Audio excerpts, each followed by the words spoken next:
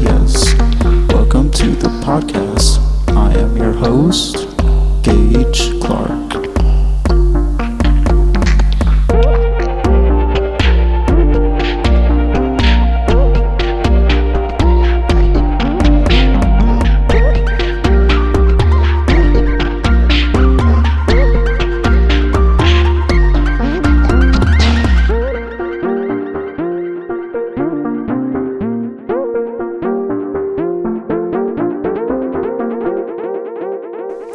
So, today, this episode is going to be a recording from my Instagram Live feed. I really liked the idea I presented, and I'm not sure that I could easily reproduce it yet. And my impatience tells me I should just publish it like this, because it went pretty well. So, basically, the topic is how we should use social media like Facebook and big data to really reform the way that our mental health system works using artificial intelligence. And here is that idea. So here you go and enjoy. Today I'm going to talk about an idea that I think we could revolutionize the way the mental health system works. So, if you remember, everyone probably remembers that Facebook was in all this chaos recently for giving away our data. And they've also ran social experiments without telling people. Just by signing up, you agree to that. So, I think there's a few ways that we could apply social media technology, and I think we should apply it in these ways. So, for one, we could be tracking such tiny details about people's personal lives and stuff like this, but not like a system that's not managed by. It's not like people watching your data, but AI watching your data, so that there's no weird personal interactions, right? That would be creepy. But imagine that you could imagine that Facebook knew your mental health diagnosis, which it probably does, and it knows your personality type and stuff like this. It knows the traits like openness to experience, conscientiousness, stuff like this. It's able to predict that highly effectively, which we've already seen. So imagine that it could find out your mental health data, your diagnoses, and find every correlation that all the people who have these diagnoses, and find the correlations of all their behaviors, all of their everything, like even how many typos they make, how fast they type, their daily habits, what time they sleep, like every little detail about their personal lives. And you could find out stuff like, say someone commits suicide, you could detect which random traits lead up to suicide or something like this. And I think we could go beyond just diagnosing people. We could go into trying to change people. So there was this one experiment that Facebook did where they were able to change people's mood. They added a filter to their news feed so that it either selected for positive or negative content, and it would sift through your friends' posts and only show you 20% more of either positive messages or negative messages. So imagine that we can go beyond just positive and negative. I think we can probably find which interactions cause things like narcissism or insecurity, and different things like this, and we can reshape a person who suffers from insecurity, for example. We can kind of artificially generate confidence in these people. So, for example, we notice that people with personality disorders, like there's like antisocial personality, borderline personality, there's like paranoid personality. There's a lot of different personality disorders, and they're disorders that stem from the environment. Your interaction with other people creates these disorders. Like for borderline, if you're around like abusive people consistently, your mentality of what people are like changes, because that is what people are like for you. And people tend to fear people who they don't understand. And so if the only people you understand are sick people who are abusive, you might actually be afraid of people who aren't abusive. If they don't have the same traits, you might avoid those people. And that doesn't just mean people who are actively being abusive when you first meet them. It could be like subtle traits, like people who are sociopathic tend to be charming. So you might only be comfortable with people who are charming because you know how to predict them. You're familiar with them. That's like your home. Your home is those people. And so you will select those type of people from your environment.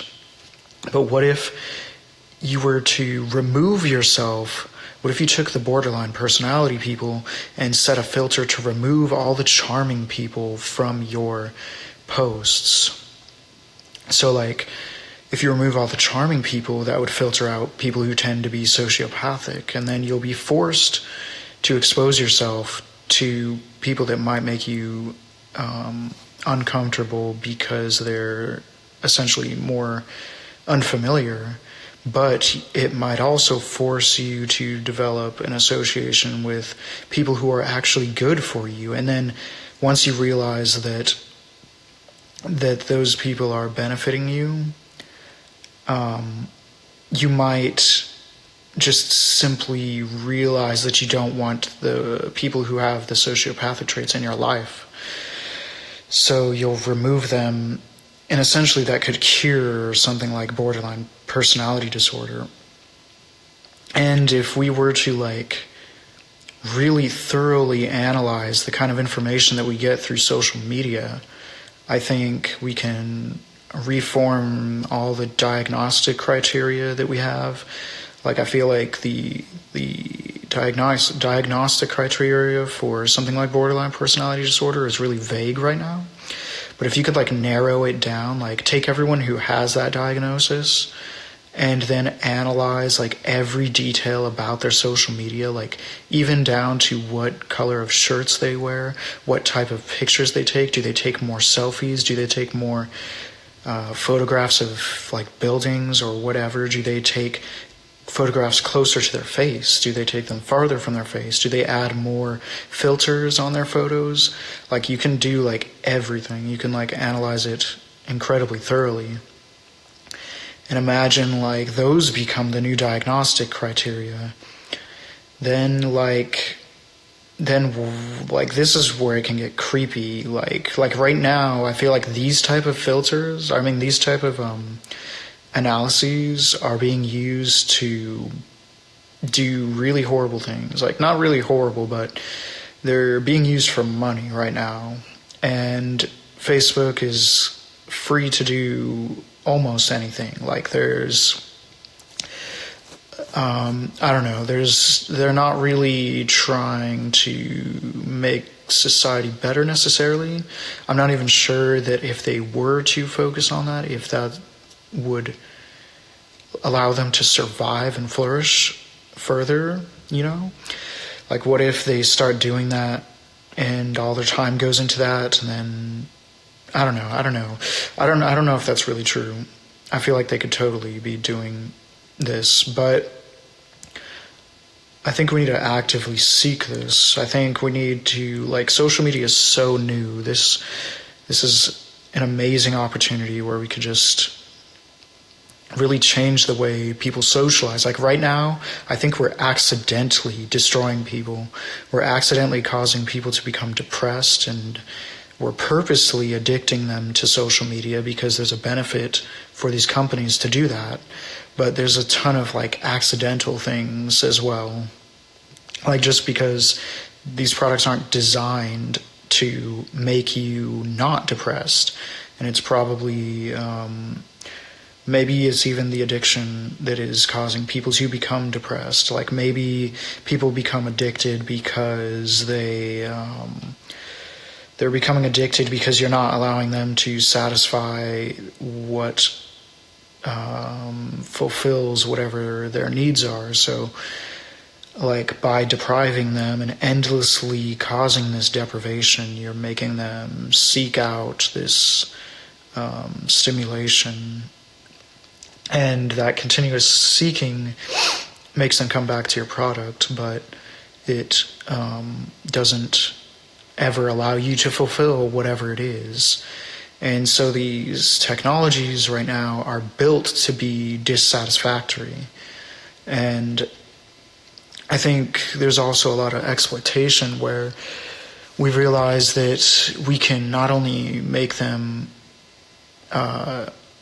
dissatisfied with the product. Well, it's not even dissatisfied with the product. That's where it gets freaky. It's dissatisfied with you aren't using it enough to reach whatever goal that you have. Like say, what if you're trying to get a certain amount of likes and Facebook has determined what amount of likes makes you stop seeking. And then they filter who sees your posts and make sure you never reach that amount of likes, so that you're always trying really hard to get at that level of likes. And I'm not sure that there's ever a limit to how many likes people would want, but this is just an example of like how you could exploit people and their desires.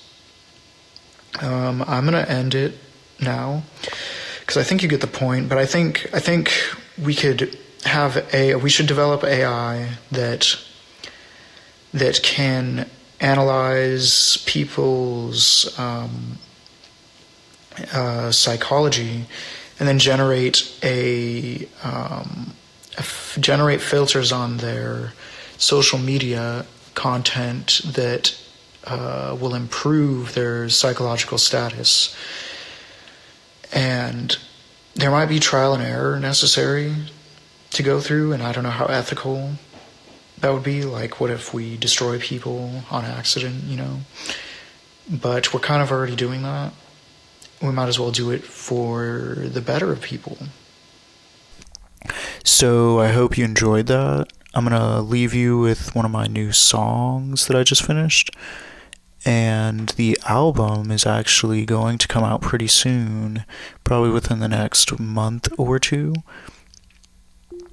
And this song is called Sneak Into My Dreams. Here you go.